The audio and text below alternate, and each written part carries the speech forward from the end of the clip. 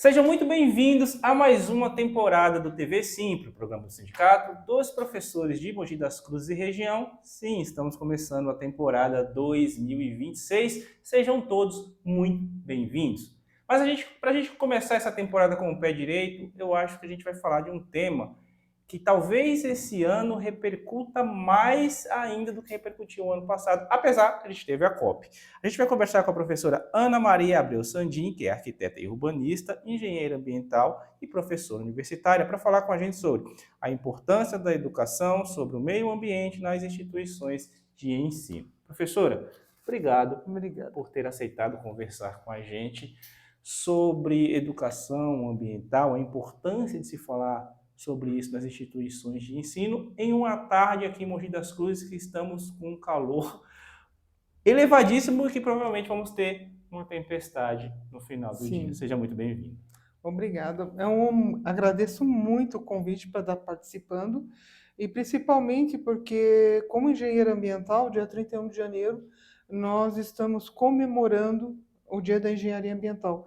E é uma área, o meio ambiente, que permeia todas as profissões e todas as pessoas. É um clima de debate hoje necessário na sociedade.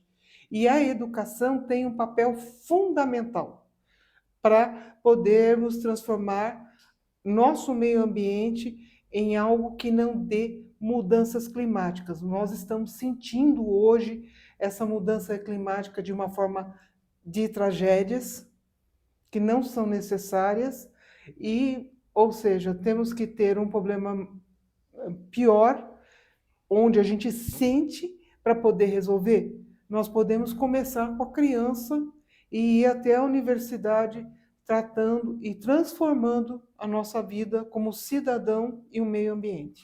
As pessoas, professora, já entendem a correlação entre a educação ambiental, entre as mudanças climáticas e entre o posicionamento político dos nossos dirigentes? Por que eu estou te fazendo essa pergunta? Porque, coincidentemente, ontem eu vi uma matéria falando que nos últimos 5 anos em São Paulo a gente teve enchentes, como já acontece há muitos anos, mas nos últimos 5 anos, infelizmente, pelo menos uma pessoa perdeu a vida em enchentes em São Paulo. E parece que as pessoas ainda não conseguem relacionar isso às mudanças climáticas,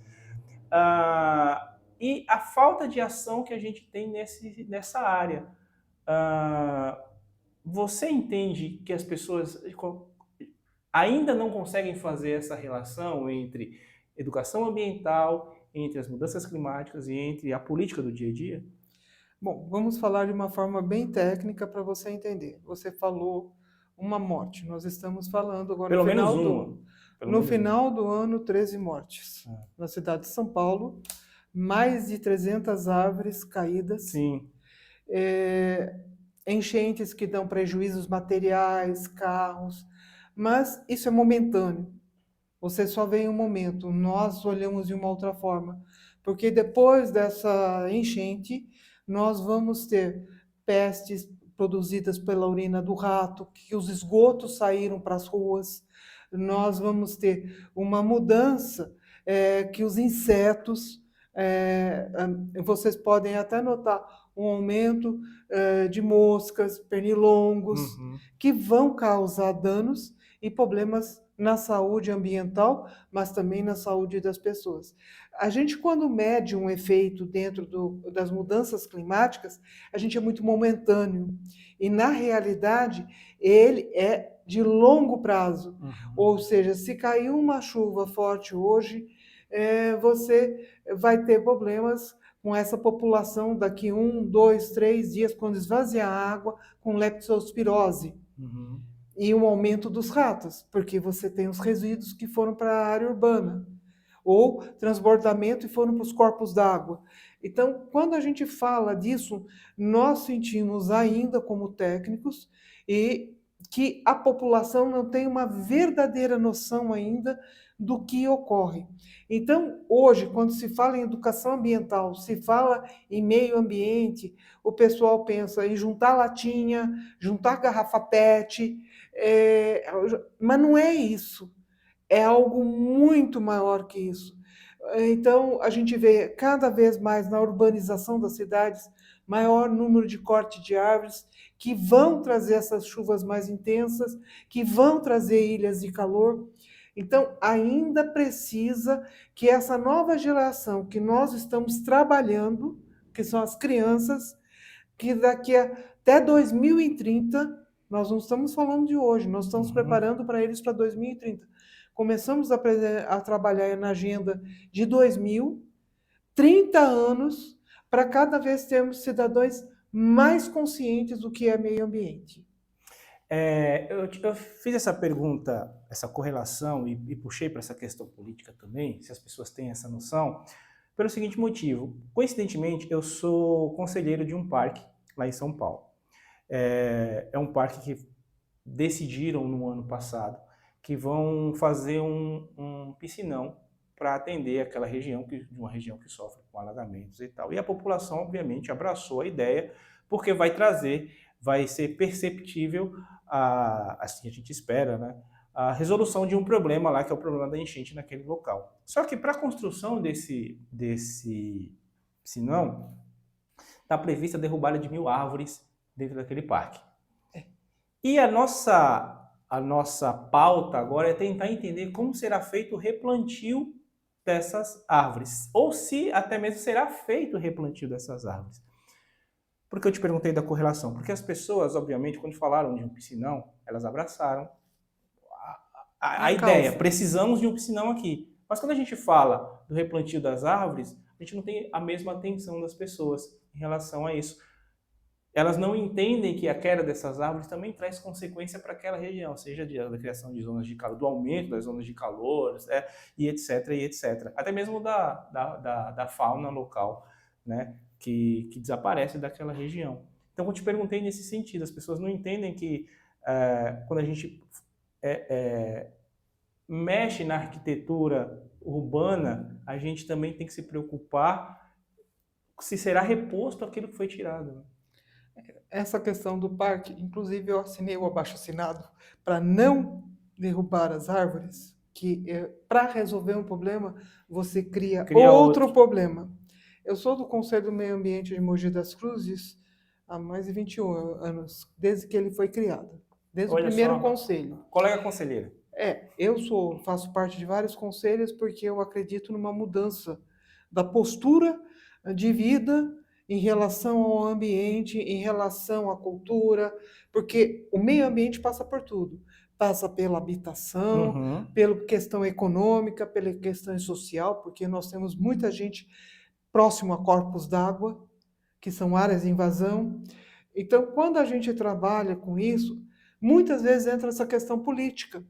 E o olhar do político, ele muitas vezes não vai usar essa lógica a favor de uma situação, porque quem vai fazer o piscinão é uma concreteira, é uma empresa de engenharia.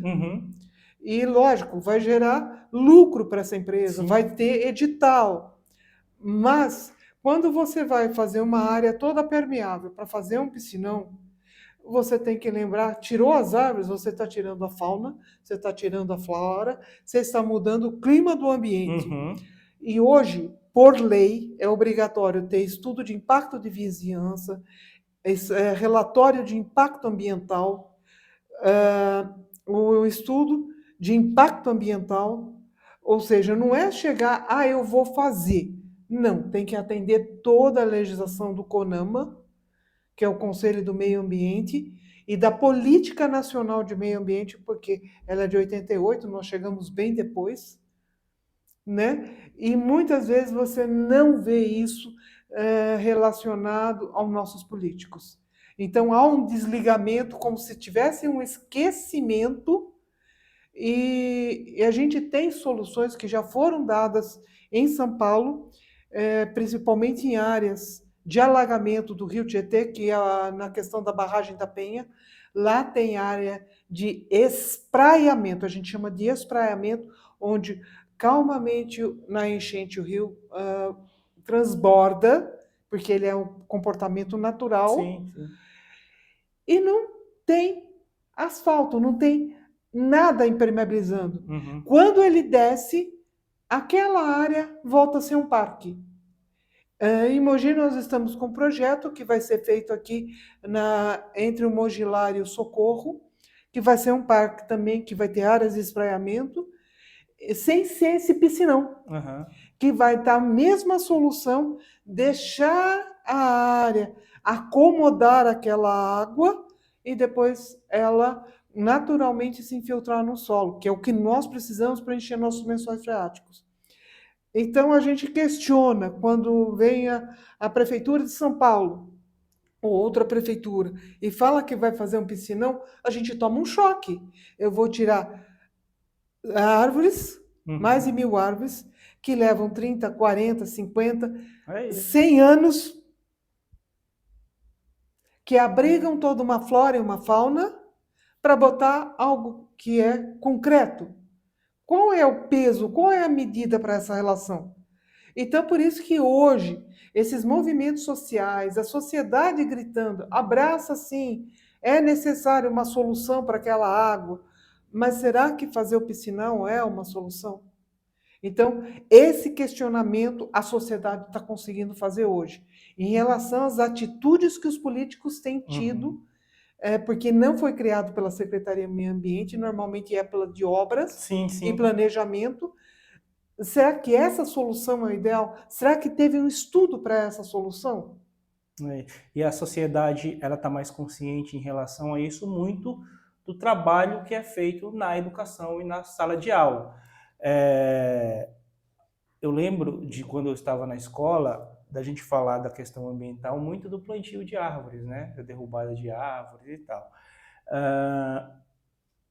Acho que a gente já superou essa etapa. Agora a gente já fala de...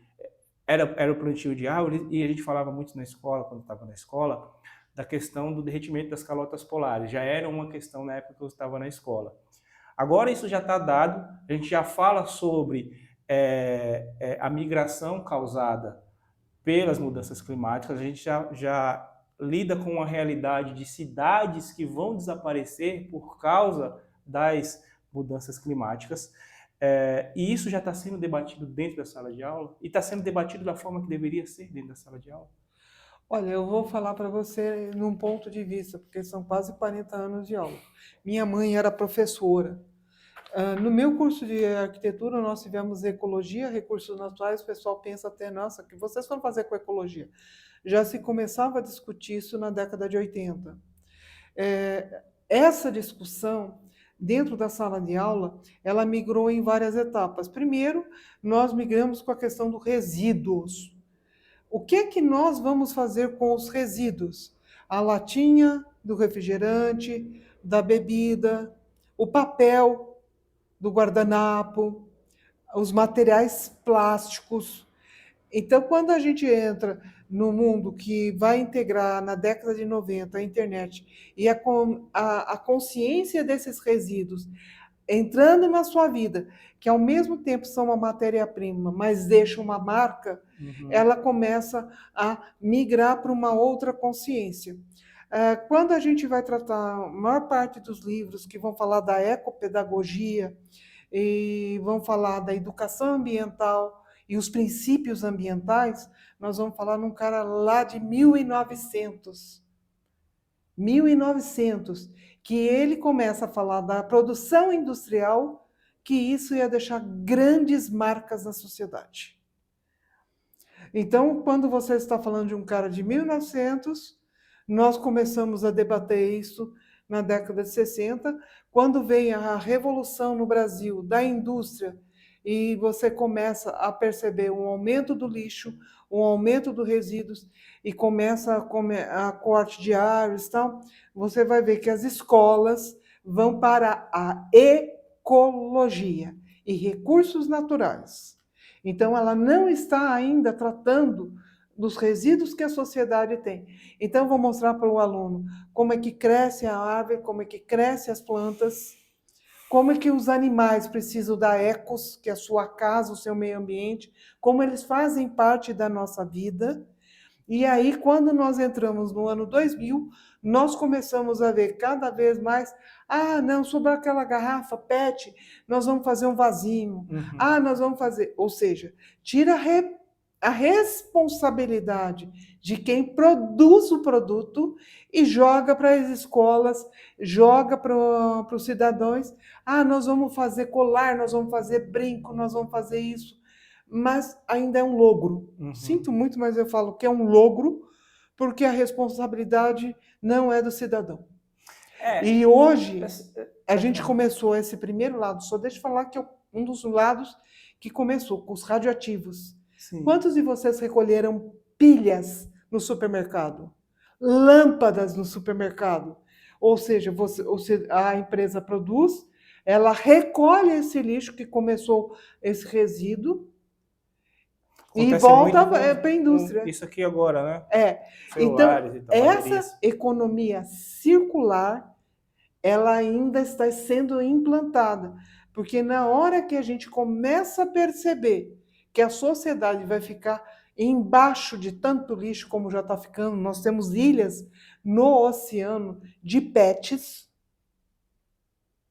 como é que eu vou resolver? A indústria lucra e o cidadão que tem que dar destino, então isso ainda está falho. Isso passa por legislação. Eu sempre acho meio hipócrita quando agora a gente está atravessando período de chuva, mas até uns dias atrás a gente estava no período longo de seca, e aí sempre vem o governador, o prefeito ou o presidente falar, olha, fecha a torneira, economize água e etc. Eu sempre acho muito hipócrita porque a gente tem aí uma indústria e um agro que gasta milhões e milhões de litros de água para plantar um pé de soja, sabe? Para produzir a tal da garrafa PET. Obviamente, todo mundo tem a sua responsabilidade, mas parece que é como você falou, é só o cidadão que precisa tomar um banho de 2 minutos, enquanto você gasta sei lá quantos milhões de litros de água para produzir mais e mais soja, para produzir mais e mais gado, ocupando espaços que não necessariamente são necessários para aquela produção. Você consegue ter a mesma qualidade, a mesma quantidade de produção em áreas menores, e isso já tá dado.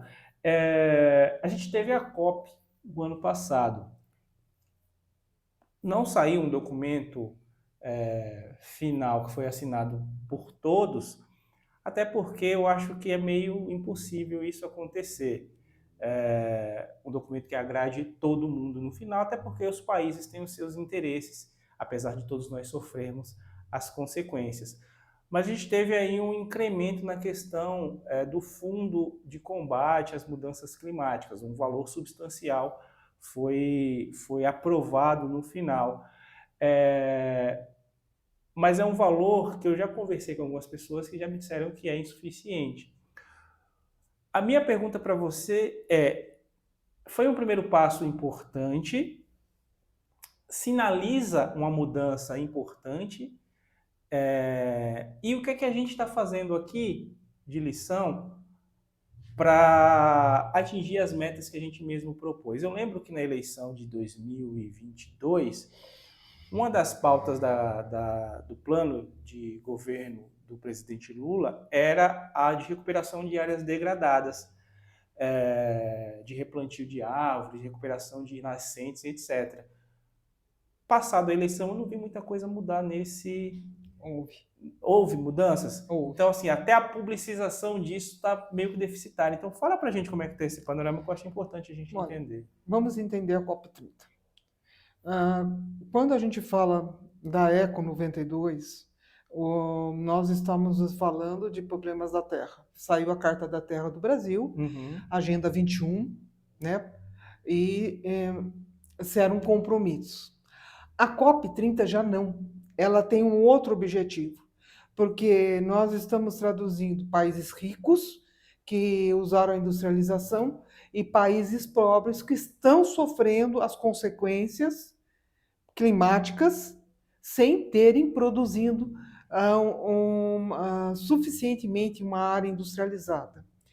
Quando a gente percebe que não houve assinaturas, é porque nós temos posições. A gente viu os Estados Unidos, Não, nem veio, né? como que eles se portaram.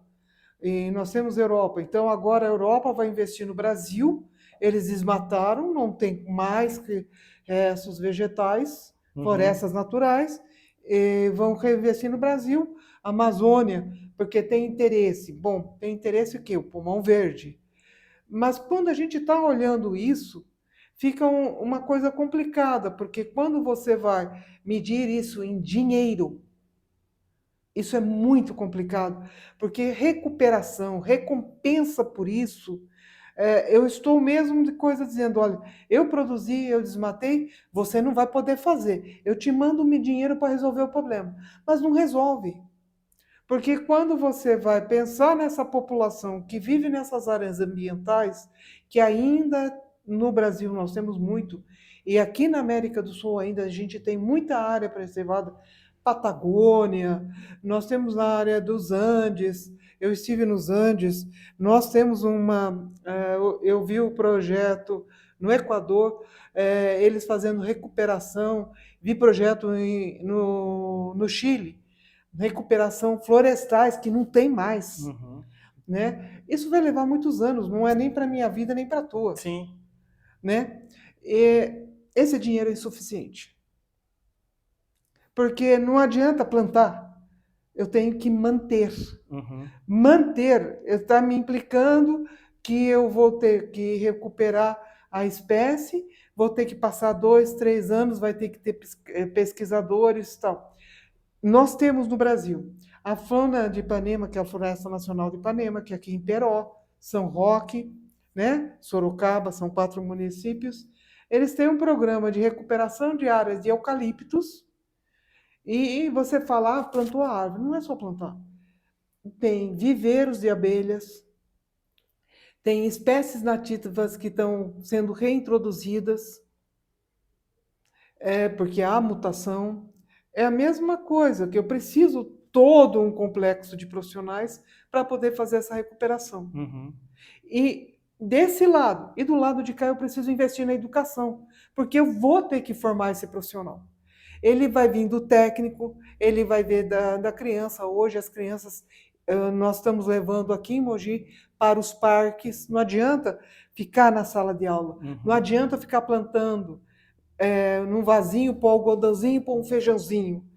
Tem que ir lá no local, tem que ir no Parque Centenário, no Parque Leão Ferve, onde estão nossos viveiros. Ele tem que ir no Parque Municipal e ver a transformação pelo fato de ter fechado o parque e a recuperação ambiental que houve. As cooperativas de reciclagem. As cooperativas de reciclagem, eles têm que ir lá ver. Hoje nós temos um centro de triagem, ainda não é o que é o ideal, mas temos.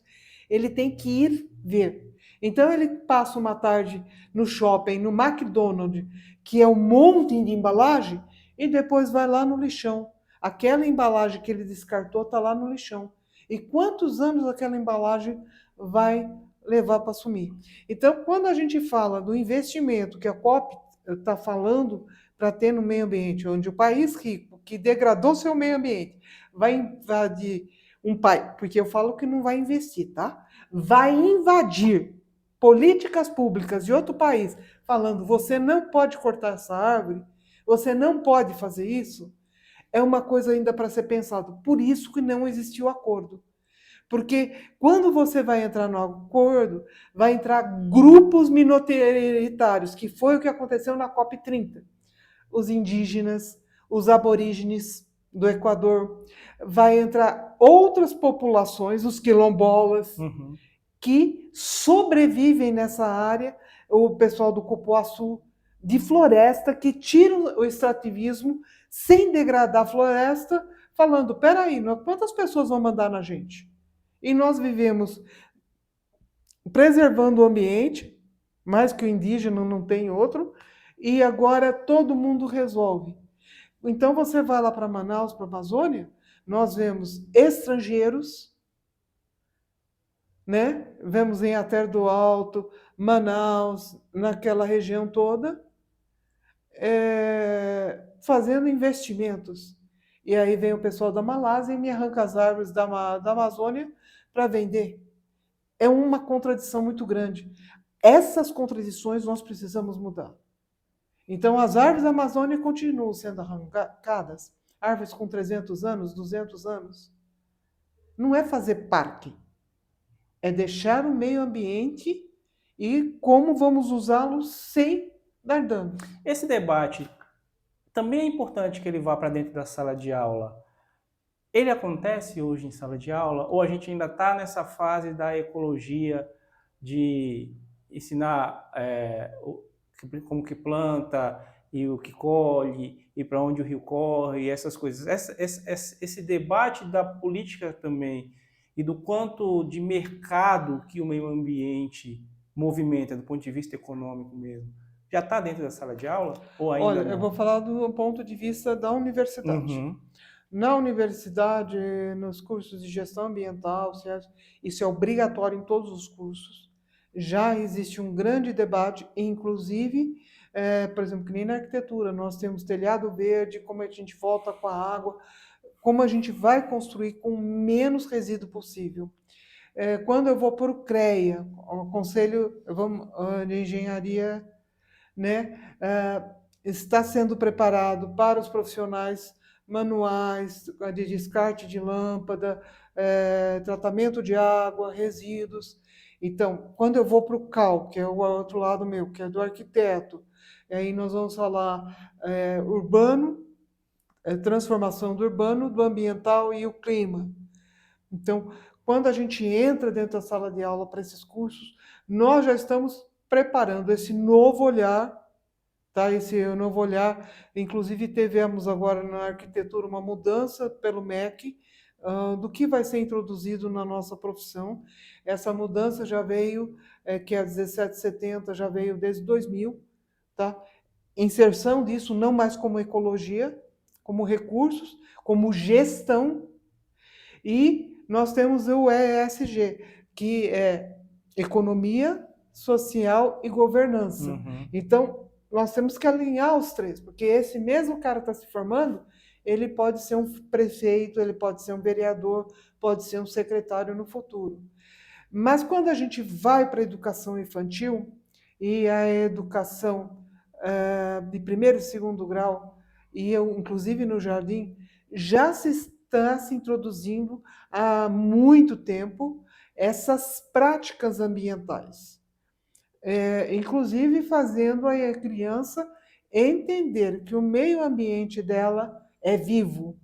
E como tem sido feito, principalmente no infantil básico, jardim, primeiro, hortas comunitárias. Uhum. Como é que o ambiente cresce, floresce, como a interferência do ar, da água, né, da energia que a gente chama de fogo, que o fogo destrói, mas também ao mesmo tempo a energia ele constrói, que é a luz que você usa no dia a dia, ele pode ser gerido.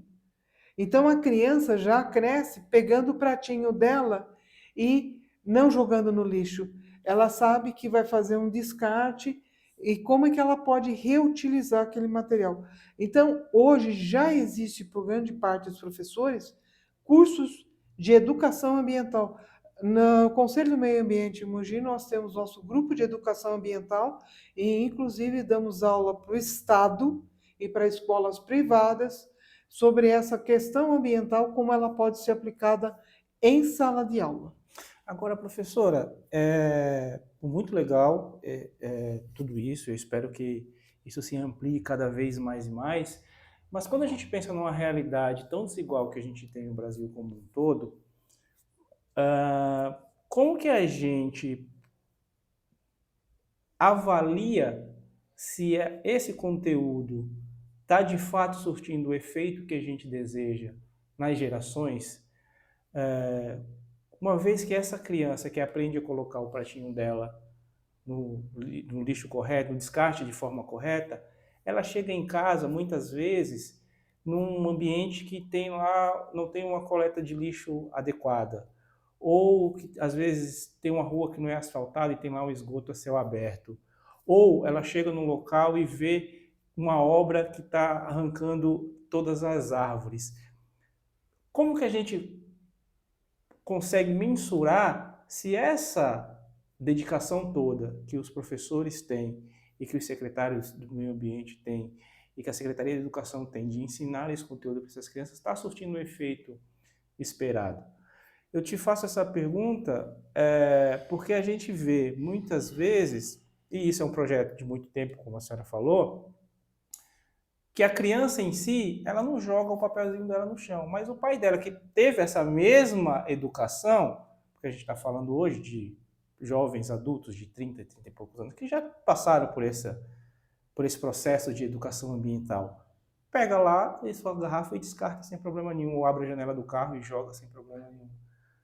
Acho que é muito do ambiente. Aí eu queria também a sua experiência como urbanista e engenheiro ambiental nesse sentido também. Olha, a gente que lida com grupo de triagem, cooperativas que eu fiz muito, né? E, inclusive, estive na Assembleia, na primeira Assembleia sobre Meio Ambiente, lá por volta de 1999, e depois teve outra em 2003, principalmente em comunidades pobres. E teve o pessoal do Rio das Pedras, lá de Sapopemba, né? E teve uma pessoa, porque inclusive farelos, tal, produzia alimentos.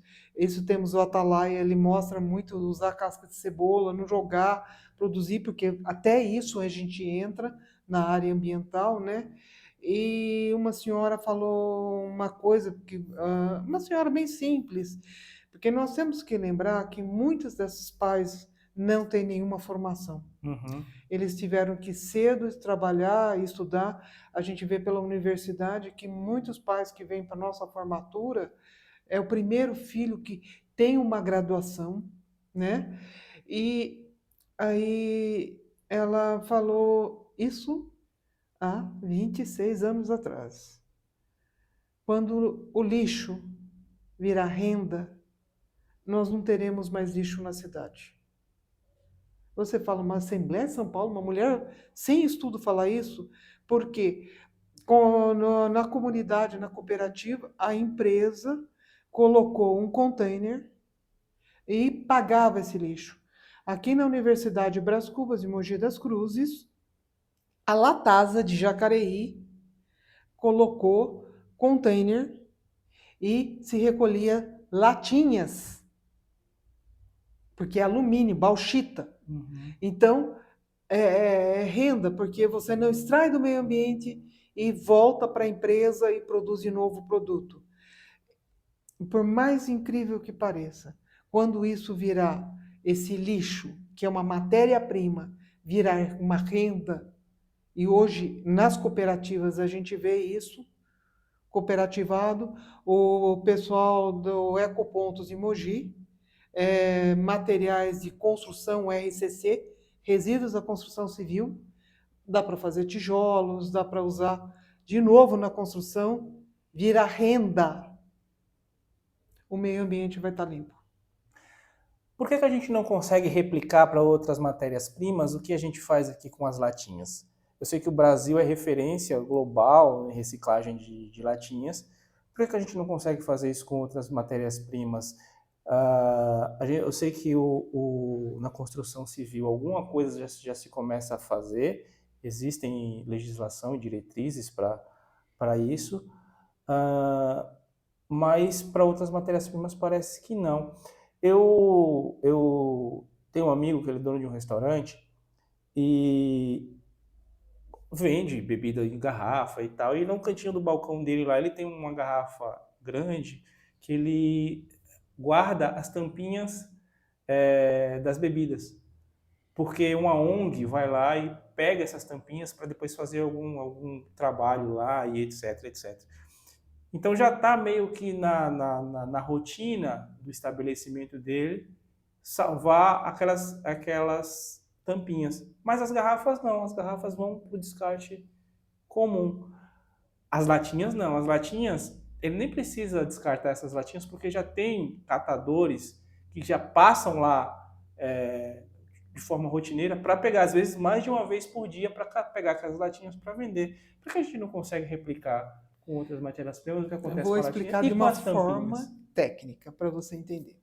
A Universidade de Mogi das Cruzes, nós pusemos os garrafões, os alunos colocam, foi até a Santina que fez, Quando você produz uma garrafa, o material do PET, da embalagem é são classes de plásticos diferentes, poliivinilas. Uhum.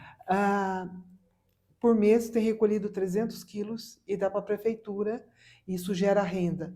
Nós, no meio ambiente, pegamos essas tampas, são vendidos de volta para a empresa e geram pacotes de ração para o bem-estar animal. Nós temos 150 cuidadores de animais de rua, cachorros e gato, para não tê-los na rua. Você não vê tantos cachorros e gatos hoje na rua, porque é o outro lado do meio ambiente que é cruel.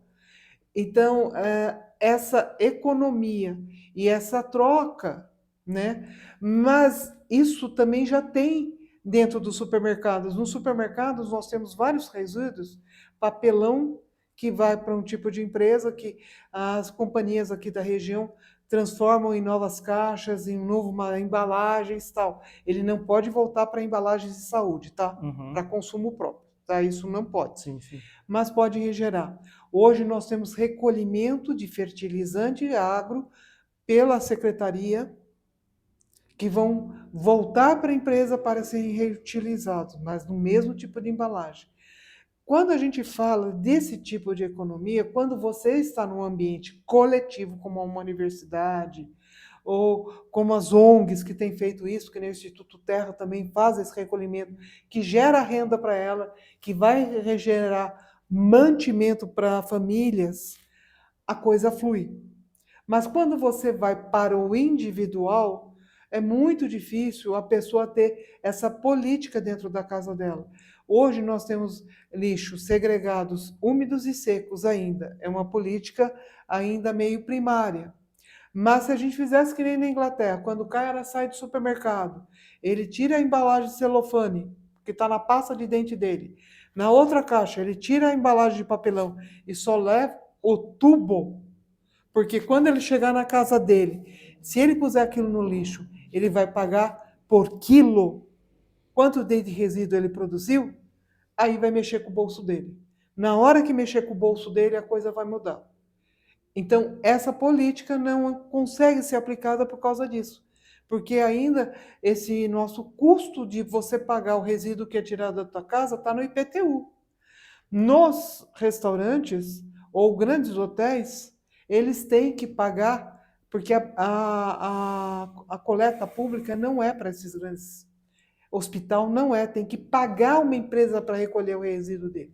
Ou para incineração, ou para triagem, né? Ou se não para o aterro. Como eles têm que pagar. Então é mais fácil implantar a política e tratamento desses resíduos, desses materiais, nesses ambientes, que num ambiente doméstico. Entendi. É muito complicado no ambiente doméstico. A criança faz, porque ela vai levar para o trabalho da escola, ela junta as tampinhas, ou da latinha, ela junta as orelhinhas para colocar. Né? Mas o que aconteceu no caso da universidade? Ficava aberto essas contêineres. E a pessoa, os catadores de latinhas, iam lá catar as latinhas que os alunos tinham deixado, porque era renda. Então, quando você casa uma economia, que aquilo é uma renda para determinado grupo de população, esse lixo não deixa de ser lixo, vira matéria-prima. Então, hoje, quando a gente olha nos bairros, quantas pessoas passam no dia de coleta seletiva, abrindo as lixeiras e procurando material, porque ele junta aquele material e vai numa área ou num depósito e vai vender aquilo como matéria-prima.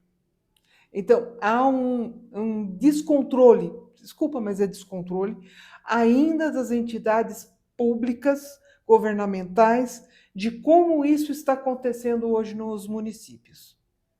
Então fica a escola ensinando uma coisa, o governo, a prefeitura ensinando outra, e quem está no meio do caminho fazendo a coleta vai fazer de forma desorganizada, porque existe um outro agente, que é quem capta esse material e vai transformar. Então, para que eu contar o caso do ecoponto de Mogi. Hoje, o ecoponto de Mogi resolve os 4 ecopontos. Recebe uma grande quantidade de plásticos.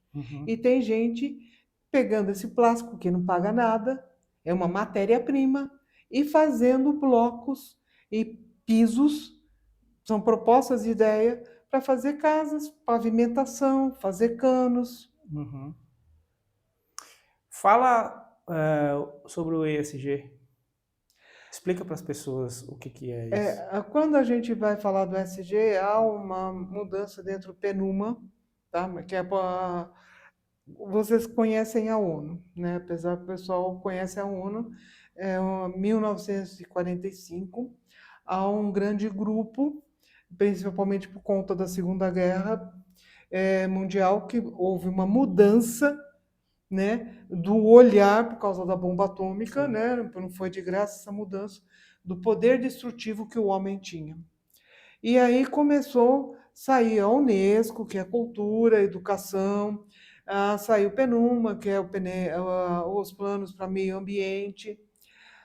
Quando a gente vai falar dessas mudanças, a mais recente de todas elas é o ESG, é essa questão econômica, social e governamental, que todas as políticas que os países assinam acordos, que nem foi a COP30, apesar de não foi um desastre total, esses acordos para poder implantar políticas dentro do seu país. A Carta da Terra de 82, desculpa, trouxe a Política Nacional do Meio Ambiente em 88. Ela produziu frutos. Então, são acordos que os países fazem dentro das suas políticas, né? A COP não é política, elas são cartas para poder fazer, orientativas para poder fazer. Então, antes da COP, já em tratativa entre 2000 e 2010, começa a haver uma discussão, foi primeiro na Inglaterra, depois foi na Holanda, porque a Holanda, os Países Baixos, vão sofrer muito com o aquecimento global e vão ficar embaixo d'água, né?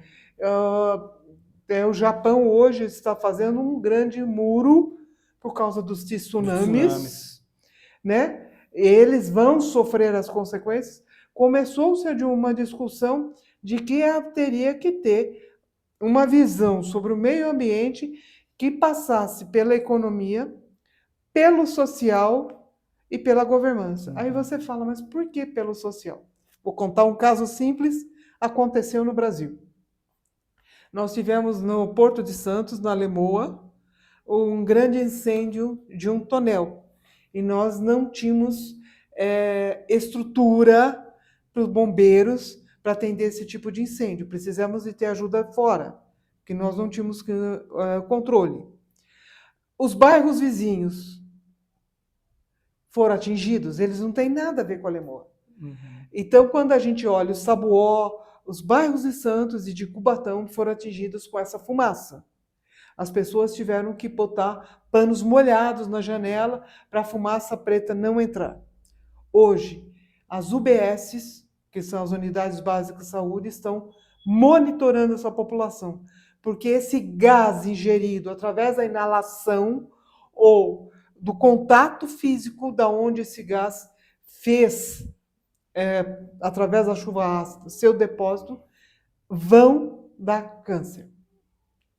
Então, hoje, a gente não pode só olhar, eu tenho armazenamento, eu estou guardando petróleo, eu estou guardando gasolina, mas se houver uma consequência, não precisa pegar fogo. Só o gás da gasolina já é o suficiente. Deu um dano, a população que está próxima, ela vai sofrer os danos. E que os políticos vão poder fazer e criar legislações específicas para poder trabalhar com isso. Então, quando você fala, que legislação?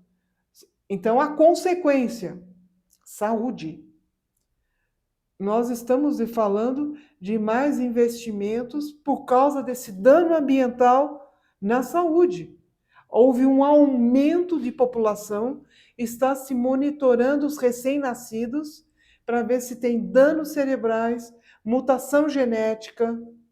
Então, quando a gente começa a olhar pelo ESG, essa relação do ambiente, do que produzimos, como são nossas políticas, e as pessoas que vivem nesse entorno, porque nós também somos seres da natureza. Ninguém esquece.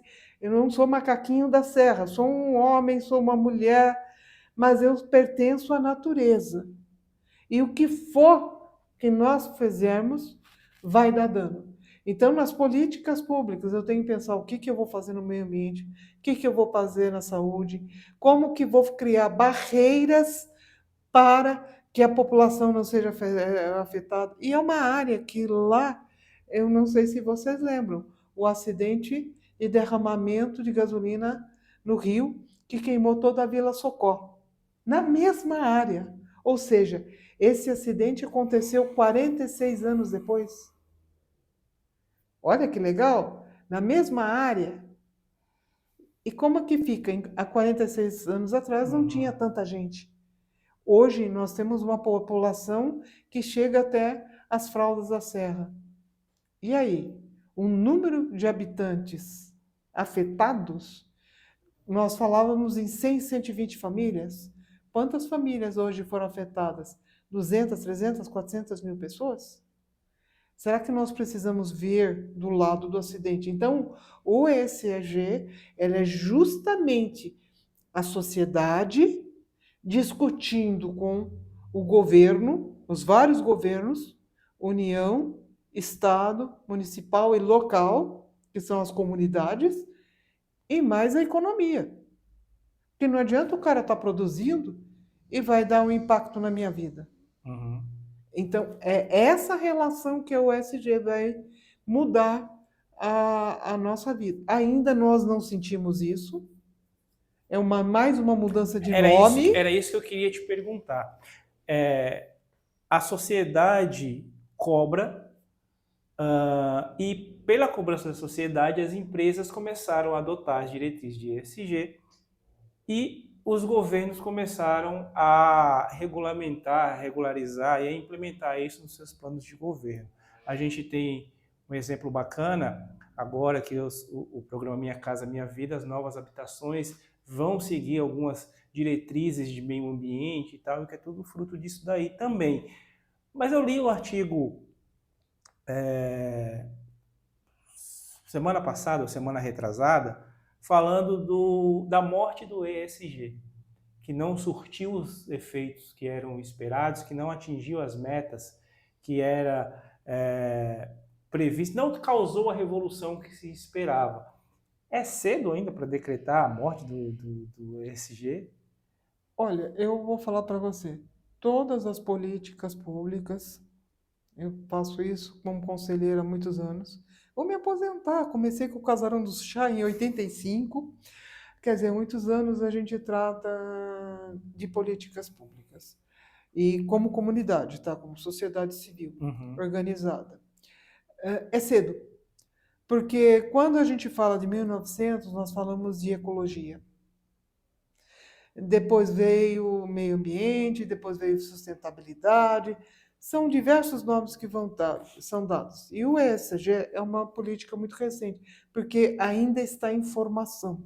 Não tem como decretar uma morte de algo que ainda está sendo implantado e nós precisamos ver o efeito num espaço de 20 anos.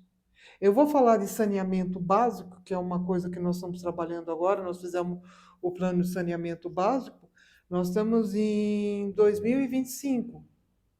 E nós vamos ver o final da implantação do saneamento básico, que também entra dentro da política do ESG, aqui de Mogi, em 2040. Não é uma geração. Nós precisamos de 1, 2, 3, 4 gerações, 20 anos, 30 anos, para surtir efeito. Hoje, na questão do desmatamento, nós tivemos monitoramento pelo INPE, nós tivemos até aqui a Prefeitura de Mogi das Cruzes assinou, quando teve o acidente do litoral, né, de São Sebastião, Sim, né, sim, tal. das chuvas lá. O governo Tarcísio contratou o monitoramento, são 124 satélites na região metropolitana, monitorando, ainda somos só 4, uso do solo, queimadas e desmatamento. São poucas coisas ainda que nós estamos olhando. Em tempo real. Então, quando você olha toda essa política, você tem que lembrar que o órgão público tem um fiscal que ele vai a campo por denúncia. Ele não tem como cobrir o município. Hoje, como o CREA, porque eu fiz parte da fiscalização do CREA, nós fazemos ainda, né, grupos, IBAMA, CREA, Secretaria do Meio Ambiente, Polícia Ambiental, Vigilância Sanitária, CETESB, e vamos a uma área e fazemos toda uma autuação. 75 loteamentos irregulares na região de Mogi das Cruzes. 78 em Suzano. Então, quando você começa a ver essa organização, banco de dados comum, que é uma coisa que eu brigo sempre, banco de dados dos levantamentos tem que ser comum. Hoje, com esse imaginamento lá, feito pelo Landsat, o CERTEP, pelo INPE, que em um mês ele vai entregar um relatório para você, mostrando o teu município. Ó, aqui está tendo desmatamento, aqui teve uma queimada, aqui está tendo um assoreamento. Você imagina quantos fiscais você tirou da rua que não consegue ver isso, e você passa a ter um outro monitoramento que você vai pontualmente ao local, vai ver se aquele local teve uma aprovação na prefeitura, se tem uma licença da CETESB, se tem um profissional, porque tem que ter o profissional, fazendo, e se não tem, quais são as sanções aplicadas. Então, nós temos que lembrar que nós estamos trocando os nossos instrumentos de monitoramento. Porque eu saio na rua, eu vejo o carro, eu vejo o poste, eu vejo o cara que jogou o lixo. Mas quando eu trato isso de município, eu olho para a serra, tranquilo, eu vejo um desmatamento ali porque eu estou vendo. Caiu árvore.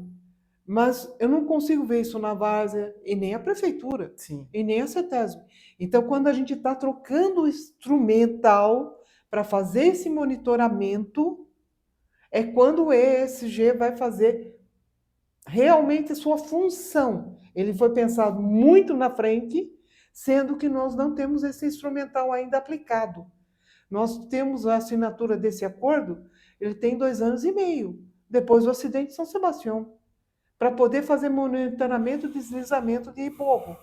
Então, imagina assim, você aplica uma política, mas nós não temos instrumento, nós precisamos instrumentalizar toda a sequência da cadeia do poder público, tanto a Sabesp na área de água, as Comurbes na área de resíduos, a prefeitura, a CETESB, vigilância sanitária, a polícia ambiental, para ele realmente começarem a aplicar essa nova proposta. Por isso que ele não pode ter morrido.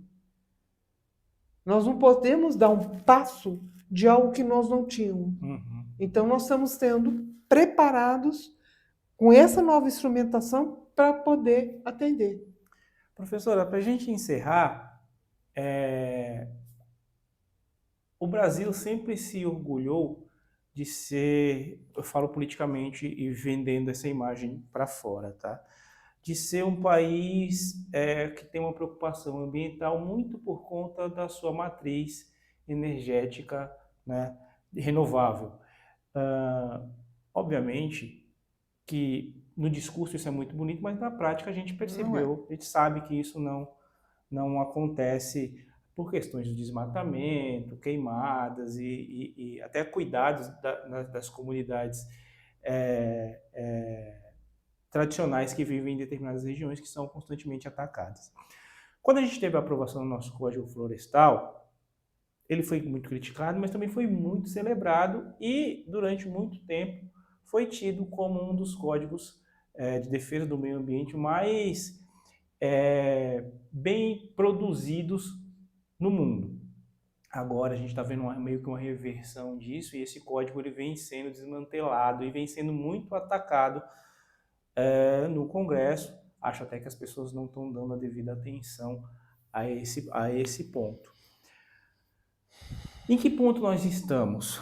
O Brasil, como um todo, é um país que pode se orgulhar de ser um país que se preocupa com o meio ambiente, ou a gente ainda está muito no discurso e pouco na prática?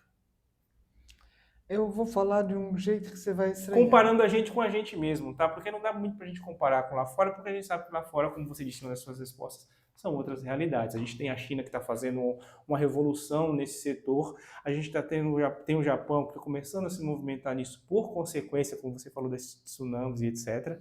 Mas comparando a gente com a gente mesmo. Olha, eu vou falar de um outro ponto de vista que você vai estranhar. Nós temos muitos Brasis dentro do Brasil. Nós temos um país continental com uma larga margem para o litoral, onde se concentrou quase 80% da população urbana, e um Brasil do interior, que faz costas com os Andes, com uma população não tão adensada, né? E com características muito diferentes. Eu não posso comparar São Paulo com a Amazônia, com Goiás e muito menos com Rio de Janeiro e Bahia. Não dá para comparar a capital São Paulo com o interior de São Paulo? Não dá, não dá, porque nós temos muitas características regionais e, inclusive, no papel das universidades, nós temos formado tantos médicos, engenheiros, arquitetos, de acordo com a característica local e o tipo de situação que eles vão enfrentar no seu dia a dia e o tipo de habitação. Se eu for falar com um aluno do Rio Branco, no Acre, que é Amazonas, eu não posso falar com a mesma coisa com uma propriedade de um arquiteto para ser formado no Rio de Janeiro. São características muito diferentes. Mas dentro dessas políticas, quando a gente trabalha num país, nós vamos trabalhar pelos biomas. Nós não podemos ver essa divisa. E a política ambiental no país, ela começa com a política da água. Dom Pedro fez o primeiro decreto ambiental, não se chamava ambiental, tá? Em 1930, nós temos o Código das Águas. Então, houve sempre uma preocupação no Brasil de tratar os recursos, porque a gente não fala em ambiental, fala dos recursos naturais, e como eles iam ser aplicados.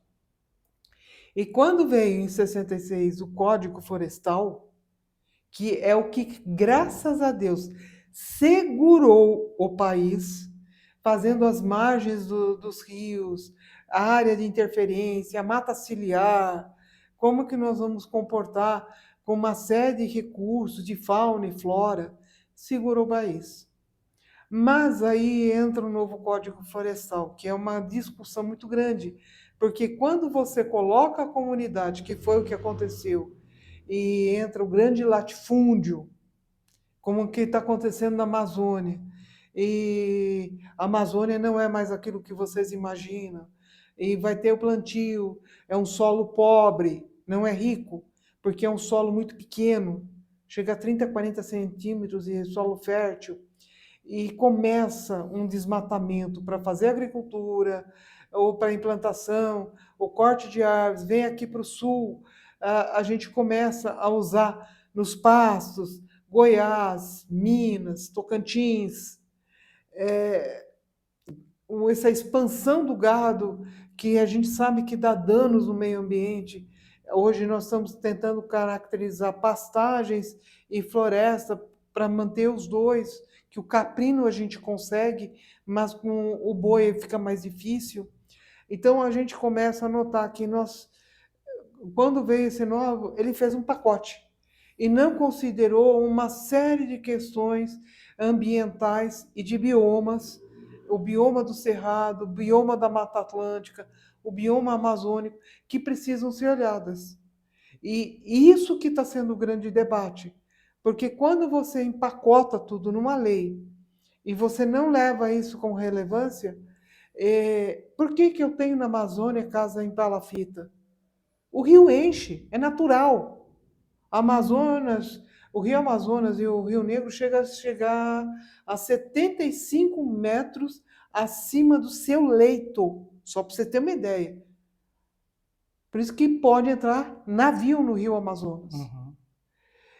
E você quer comparar com o Rio Tietê navegável, que tem salto, tem barreiras, nós temos aquele problema em Salto, que é Salto mesmo, da espuma que é produzida em São Paulo, do Sim, que vai parar detergente. lá.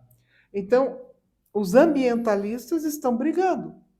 E a gente tem que brigar. Eu tenho que, dentro de uma política nacional, fazer a política individual. O que é que na minha cidade eu estou tendo de problemas? Como que eu vou resolver? Tem que ser mais restritiva. E isso que não está acontecendo. E aí os grandes latifúndios, as grandes indústrias, olha, seguinte, eu vou produzir papel, legal. Ah, então eu vou alugar 500 fazendas, né, como área ambiental, porque eu não tenho uma árvore em pé, não tenho uma mata. Ah, mas eu tenho o Zezinho, o Luizinho, tal, vou alugar a fazenda deles e fazer eles manter o plantio em pé. É solução? Momentaneamente, sim. Mas para o futuro, não. Por que não é? Porque essas pessoas morrem. Tudo morre. Tudo se transforma. Uma empresa, uma indústria, pode durar 30, 40, 50 anos. Mas uma árvore pode durar 600 anos. O dono daquela área, ele vai ter 30, 40 anos de vida útil. Nenhum de nós vive 100 anos. Então, essa fragilidade das políticas ambientais, não considerando o tempo de vida que nós temos na nossa produção e no nosso uso dos recursos ambientais, ela está muito frágil. Ela vai se quebrar. É que nem você falou no começo da entrevista. Para resolver um problema, vamos transformar um parque num piscinão. Arrancamos 1000 árvores. Fácil? Mas a população que vai frequentar o parque, quanto tempo ela vai frequentar? 20, 30 anos? O horto florestal que o Dom Pedro fez no Rio de Janeiro vai comemorar 180 anos. Quantas pessoas, quantas gerações passaram? O horto está lá. O horto de São Paulo está lá. É um parque com espécies do mundo todo. É essa relação que está faltando ser pensada. Por isso que a gente briga. Que essa política que veio atualmente, ela é frágil nesse ponto. Tempo. Eu estou pensando com o tempo do homem. Não estou pensando com o tempo do meio ambiente. Não estou pensando com as mudanças climáticas. Eu troco o dono. Acabou o acordo. Eu não preciso manter minha mata em pé. Que a companhia, porque ela está pagando um aluguel. Ah, então eu vou fazer uma agricultura aqui e vou cortar todas as árvores. É isso. Professora, obrigado por ter aceitado conversar com a gente.